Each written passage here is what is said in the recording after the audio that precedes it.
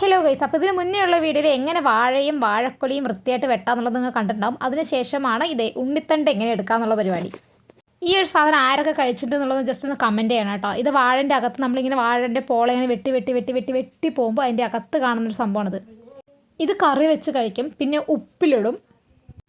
വാഴയുടെ ഉണ്ണിത്തണ്ട് ഉപ്പിലിട്ടിട്ട് ഞാൻ കുറേ കണ്ടിട്ടുണ്ട്, പക്ഷേ ഇതുവരെ കഴിക്കാൻ പറ്റിയിട്ടില്ല ഗൈസ്. ആരെങ്കിലും കഴിച്ചിട്ടുണ്ടെന്നുണ്ടെങ്കിൽ ഒന്ന് കമൻറ്റ് ചെയ്യാം കേട്ടോ. അതുപോലെ തന്നെ ഇത് ഒരുപാട് ഹെൽത്ത് ബെനിഫിറ്റ്സ് ഒക്കെ ഉള്ളൊരു സംഭവമാണ്. മൂത്രത്തിൽ കല്ലുള്ള ആൾക്കാർക്കൊക്കെ ഈ ഉണ്ണിത്തണ്ട് കഴിച്ചു എന്ന് വെച്ച് കഴിഞ്ഞാൽ ഭയങ്കര ആശ്വാസം കിട്ടുമെന്ന് ഞാൻ പറയണത് കേട്ടിട്ടുണ്ട്. പിന്നെ അതുപോലെ തന്നെ ഇതിൽ നിറയെ വെള്ളമാണ് ഗേസ്. നമ്മൾ കറി വെച്ച് കഴിഞ്ഞാൽ അതിൽ നിന്ന് ഇങ്ങനെ വെള്ളം വന്നുകൊണ്ടിരിക്കും.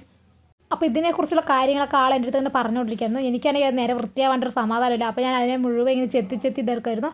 പിന്നെ അത് കഴിഞ്ഞ ശേഷം ഞാൻ പറഞ്ഞു ഇനി എനിക്ക് ഒരെണ്ണം കൂടെ വേണമെന്ന്. അപ്പോൾ ആൾ വേറൊരു ഇത് മുറിച്ചിട്ട് അതിൻ്റെ അകത്ത് നിന്ന് എടുക്കണം കേട്ടോ.